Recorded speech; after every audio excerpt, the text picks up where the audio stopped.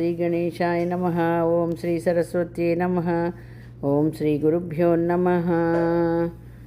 శ్రీ గురుచరిత్ర అధ్యాయం 11 ప్రస్తావన. ఈ 11వ 12వ అధ్యాయాల్లో శ్రీ దత్తాత్రేయ స్వామి యొక్క రెండవ కలియుగ అవతారమైన శ్రీ నృసింహ సరస్వతి స్వామి వారి వృత్తాంతం చెప్పబడుతుంది. ఇందులో గమనించవలసిన ముఖ్యమైన అంశాలు ఇవి. 1. శ్రీపాదస్వామి కానీ శ్రీ నృసింహ సరస్వతి కానీ తాము భగవదవతారములని లోకానికి చాటుకోలేదు. శ్రీరాముడు కూడా ఆత్మానం మానుషం మన్యే, నేను మానవుడననే తలుస్తున్నాను అన్నాడు. శ్రీకృష్ణుడు తాను భగవదవతారమని అర్జునుడి వంటి అంతరంగికులకు కొద్దిమందికి మాత్రమే చెప్పాడు కానీ లోకానికి చాటలేదు. దీన్ని బట్టి నిజమైన అవతార పురుషుడు తన నిజతత్వాన్ని లోకానికి చాటుకోవడని తెలియాలి. వేదవ్యాసుల వంటి సత్యద్రష్టలు కొంతమంది మాత్రమే ఈ రహస్యాన్ని గుర్తించి లోకానికి తెలియపరిచారు. 2. ఈ అవతారమూర్తులందరూ తమ నిజమైన విశ్వరూపాన్ని అంతరంగికులకు ప్రసాదించి అనుభవపూర్వకంగా తమ దైవత్వాన్ని నిరూపించారు. అలాగని పౌండరీక వాసుదేవుని వంటి కీర్తికాములు మాత్రమే తాము అవతార పురుషులమని లోకానికి నమ్మింపచూచారు. 3వ పాయింట్, అవతార పురుషులందరూ సద్గురువులను ఆశ్రయించి సత్సాంప్రదాయాన్ని పాటించారే కానీ తమ కట్టి ఆలంబనలు అనవసరమని తాము సర్వధర్మాలకు అతీతులమని చెప్పి స్వేచ్ఛాచారులు కాలేదు. 4. అవతార పురుషులందరిలాగే వీరిద్దరూ తాము జన్మతః పరిపూర్ణులైనప్పటికీ వినమ్రులై సాధకుల వలనే ప్రవర్తించారు కానీ సిద్ధులమని విర్రవీగలేదు. వీరు దివ్యలీలలను ప్రదర్శించినప్పటికీ అవి ఆర్తులను రక్షించేవిగాను అర్ధార్థులను పోషించేవిగాను నిర్దిష్టమైన ఆధ్యాత్మిక భావనను భక్తులకు ప్రసాదించి వారిని మోక్షోన్ముఖులు చేసేవిగా మాత్రమే ఉన్నాయి. కేవలం తమ శక్తి సామర్థ్యాలతో లోకులను సంభ్రమాశ్చర్యాలతో ముంచి తమకు కీర్తిని చేకూర్చే సాధనాలైన చిల్లర చమత్కారాలు వారెన్నడూ ప్రదర్శించలేదు. కథారంభం. నామధారకుడు అత్యంత ఆసక్తితో ఇలా అన్నాడు. అటు తర్వాత శ్రీ దత్తాత్రేయ స్వామి రెండవ పర్యాయము ఎక్కడ అవతరించారు, ఏ లీలలు ప్రదర్శించారు, అప్రమేయుడైన భగవంతుని లీలలు మీరు చెబుతూ ఉంటే వినాలన్న కోరిక నాలో పెరుగుతున్నదే కానీ తరగడం లేదు. ఈ రెండవ అవతార విశేషాలు కూడా వివరించండి. అంతటి శ్రద్ధాళువైన శ్రోత లభించినందుకు సిద్ధునికి భగవంతుని లీలలు తనివి తీరా వివరించి చెప్పే అవకాశం లభించింది. అట్టి అదృష్టానికి పొంగిపోయి సిద్ధుడు నామధారక దీనులను ఉద్ధరించడానికి తనను తాను దత్తం చేసుకున్న పరమేశ్వరుని చేతలు యోగీంద్రులకు కూడా ఊహించసాధ్యం కానివి.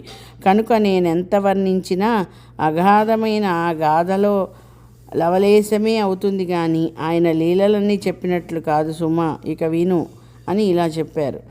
శ్రీపాదస్వామి ఆదేశించినట్లు అంబిక జీవిత విశేషమంతా శివపూజలో గడిపింది.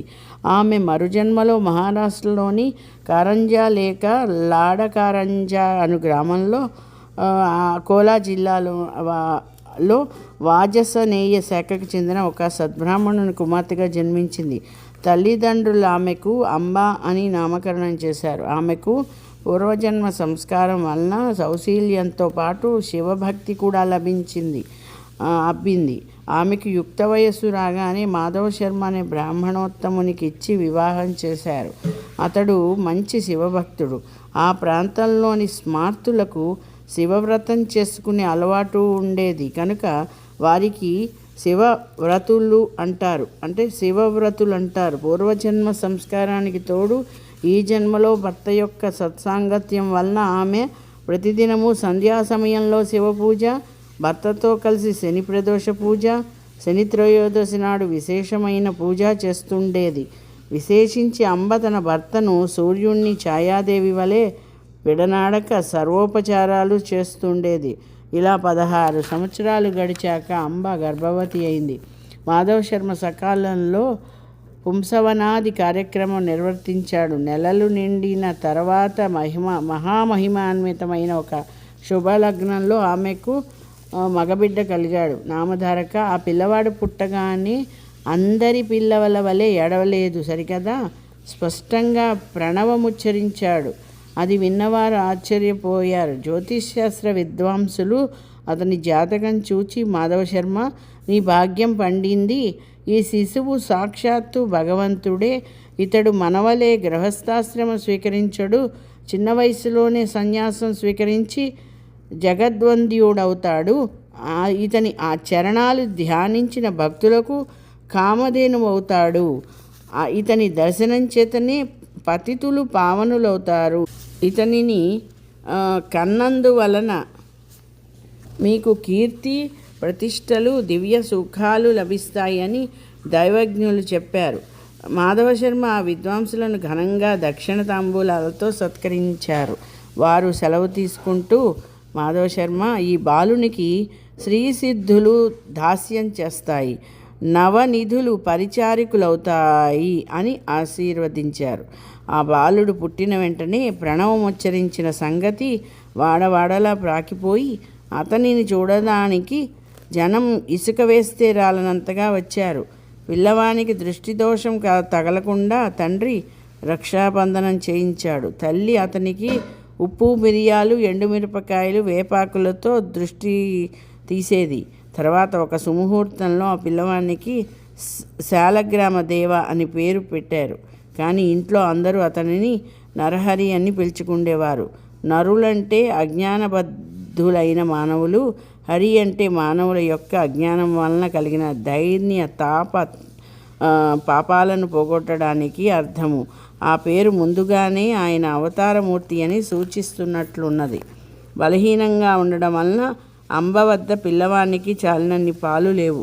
పిల్లవాని కోసం ఒక దాదిని కానీ పాడి మేకను కానీ ఏర్పాటు చేయాలని ఆ దంపతులు ఆలోచిస్తుండగా ఆ పిల్లవాడు తన చిన్నారి చేతులతో తల్లి యొక్క వక్షస్థలాన్ని స్పృశించాడు. వెంటనే ఆమెకు స్తన్యం పెళ్ళుబుకి 32 దారాలుగా కారి నేలపై పడ్డాయి.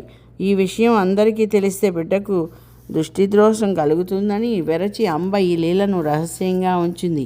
ఆ పిల్లవాడు ఊయలలో పడుకోబెడితే ఏడ్చేశాడు, నేల మీద పడుకోబెడితే ఆడుకునేవాడు. ఇలాంటి లీలలెన్నో జరిగినప్పటికీ తల్లి వాటిని ప్రకటించలేదు. అందువలన ఆ ప్రభువు యొక్క సంపూర్ణమైన దివ్యత్వం అందరికీ తెలియలేదు.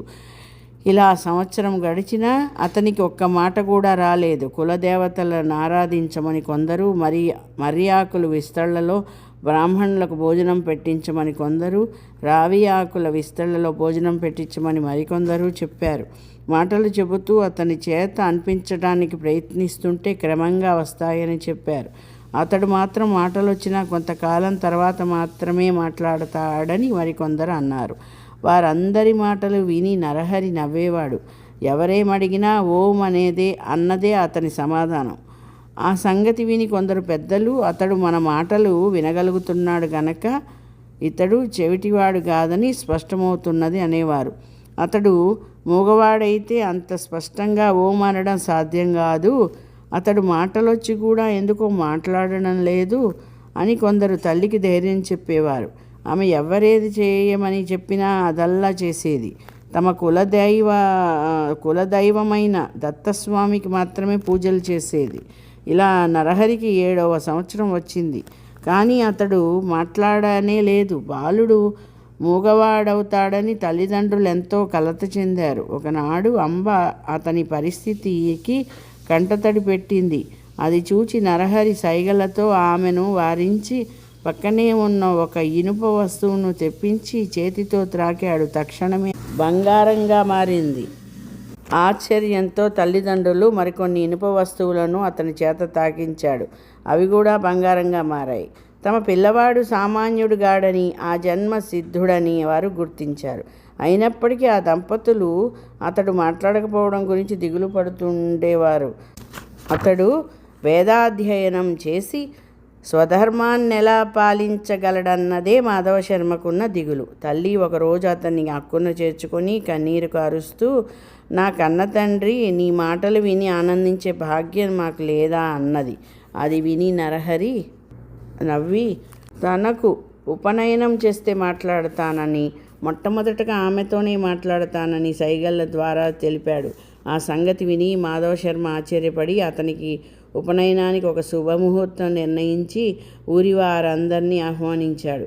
గ్రామస్తులందరూ అతడి ఆశలు అడియాసలై నలుగురిలో తలవంపులకు గురవుతాడని తలచారు. కొందరు పెద్దలు మాత్రం, అయ్యా, ఆ పిల్లవాడు గాయత్రి మంత్రం ఉచ్చరించగలిగితే మనకేమీ లేకపోతేనేమి, మనకు మాత్రం మృష్టాన్న భోజనము ఘనంగా దక్షిణ తాంబూలాలు లభిస్తాయి కనుక ఈ ఉపనయన కార్యక్రమం జరుపుకోనివ్వండి అన్నారు. అందరూ ఉపనయనానికి మాధవ శర్మ ఇంట సమావేశమయ్యారు.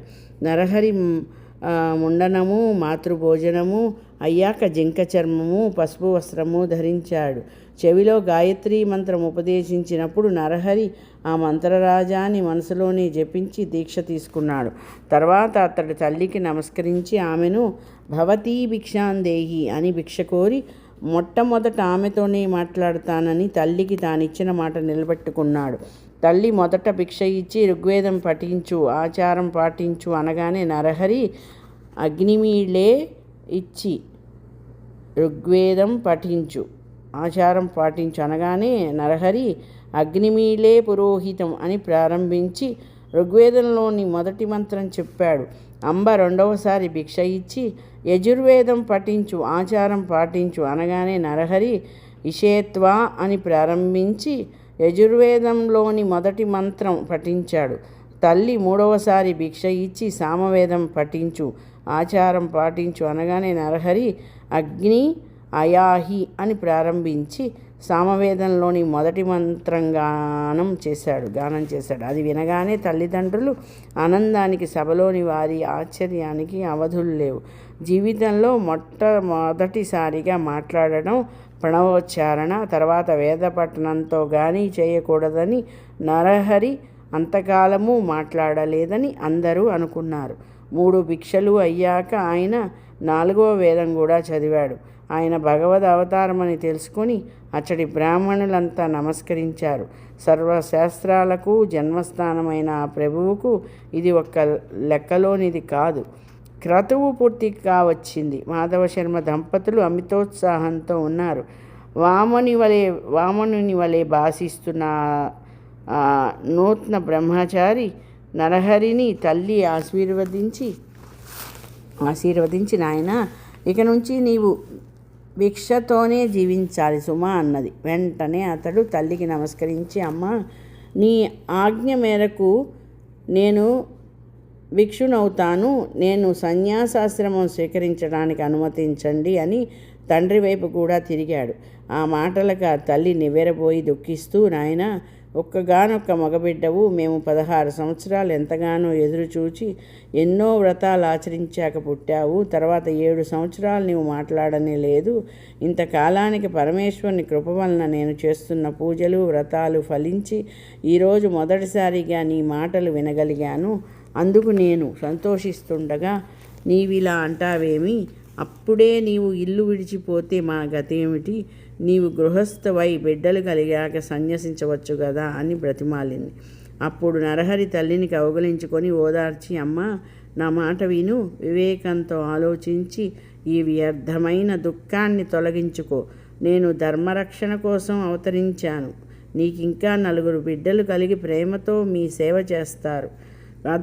వెనకటి జన్మలో నీవు నిష్ఠతో శంకరుని పూజించడం వలననే నేను నీ గర్భాన జన్మించాను అని చెప్పి ఆమె శిరస్సుపై తన చేతి నుంచి ఆశీర్వదించాడు. వెంటనే ఆమెకు తన పూర్వజన్మ స్మృతి కలిగింది. అతడు శ్రీపాద వల్లభుడుగా దర్శనమిచ్చాడు. వెంటనే ఆమె ఆనందంతో పరవశించి అతని పాదాలపై పడి ఇలా అన్నది, స్వామి, పూర్వజన్మలో కుపుత్రవతినైన నేను ఆత్మాహుతికి పాల్పడినప్పుడు రక్షించిన శ్రీపాదుడవు నీవే. బ్రహ్మాండాలన్నీ నీలోనే ఉన్నాయి. అట్టి నీవు నా గర్భాన పుట్టినందువలన నా భర్తృవంశము పితృవంశము కూడా పావనమయ్యాయి. అతడామెను లేవదీసి, అమ్మ, ఈ పూర్వ వృత్తాంతం వెల్లడి చేయవద్దు. నీకు ఒక రహస్యం చెబుతాను, గుప్తంగా ఉంచు. నేను సంసారం అంటని సన్యాసిని. నేను చేయవలసిన తీర్థాటనము మొదలైన కార్యాలెన్నో కూడా ఉన్నాయి. అవి నేను ప్రకటించ వీలులేనివి, రహస్యమైనవి. ఈ కర్తవ్యం నాకు తప్పదు కనుక నేను ఇంట్లో వీలు పడదు. కనుక నీవు అనుమతి అనుమతి ప్రసాదించు అన్నారు. శ్రీ దత్తాయ గురవే నమః. శ్రీ శ్రీపాద శ్రీవల్లభాయ నమః. శ్రీ నృసింహ సరస్వత్యై నమః. శ్రీ గురు చరిత్ర అధ్యాయం 11 సంపూర్ణం చేసుకున్నాము. జయ గురుదత్త. స్వస్తి.